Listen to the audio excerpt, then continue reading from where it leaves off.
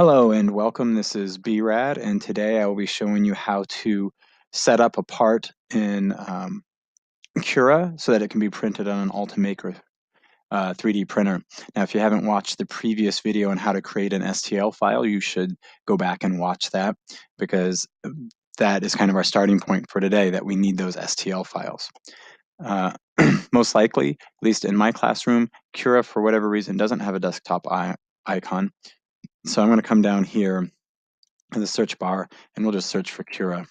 So at the time of making this video, the version I have is 3.31.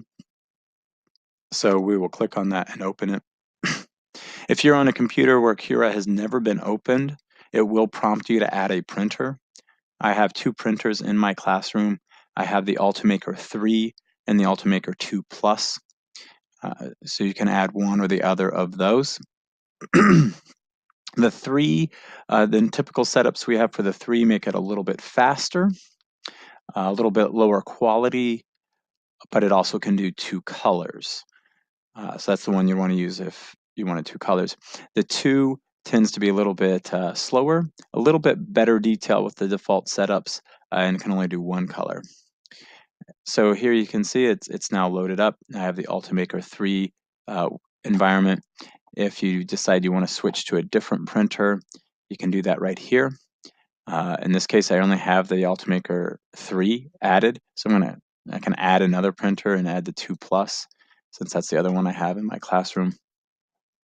And then I could switch between those two depending on what I wanted. So the Ultimaker 2 Plus has a 0.6 millimeter extruder in just the 1 color, so that's how that setup would look. And the Ultimaker 3 has 2 extruders, and extruder 1 will have a 0.8, the AA 0.8 extruder head, and the 2 will also have the AA 0.8.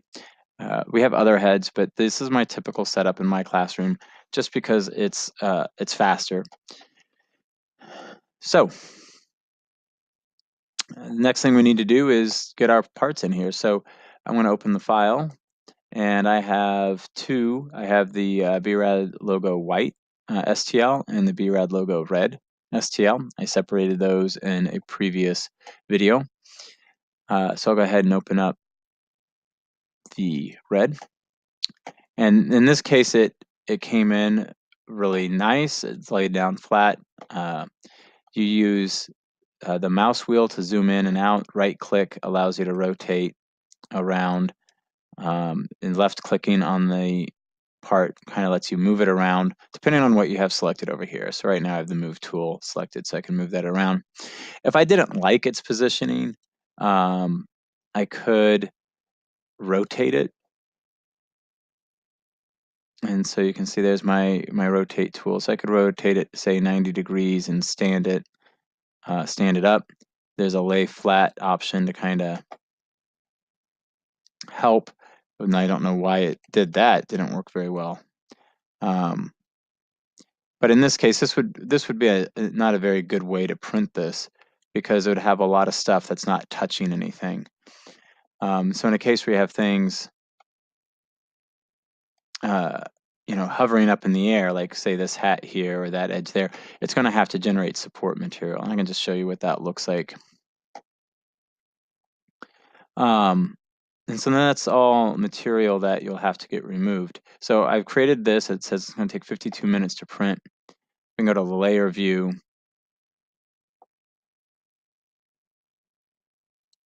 And you can see now in the layer view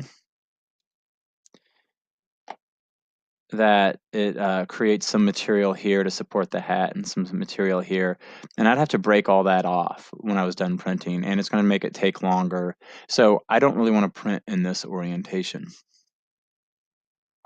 So I'm going to go back to the solid view, and I'm going to go back to rotate, and I'm going to go ahead and just lay this down flat.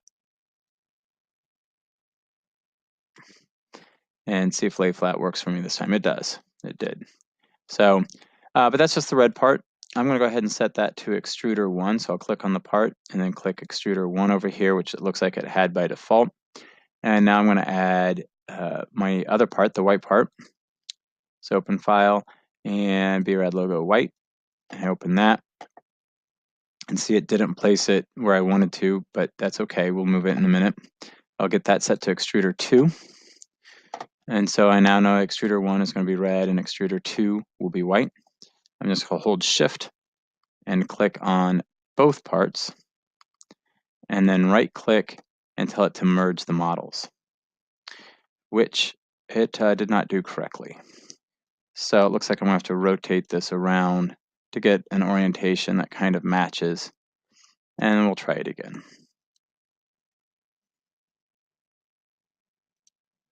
There we go. So that merged it. Nice.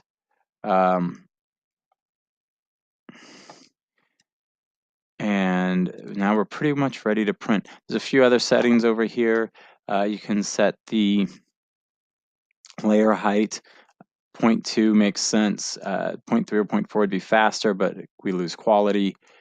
This is going to be relatively fast as is. This option, 20% is pretty well always a good value for that. So we're just going to leave that. And everything just, and this is our simple setup. Everything looks good. So I'm going to hit prepare again. Since I changed the settings, now it's going to take 38 minutes. So see, we cut some time by laying it flat. I'm going to check out the layer view again.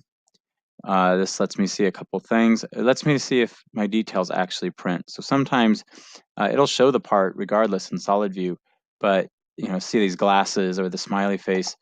If it's possible that wouldn't, if I'd made it too small, it just wouldn't print, and I'd be able to see that in layer view. I would see that those features just weren't there. But I can see that they're there, so I can see that they're going to print just fine. I can look at just extruder 2. I can look at just extruder 1. It also shows the brim that's going to go around it.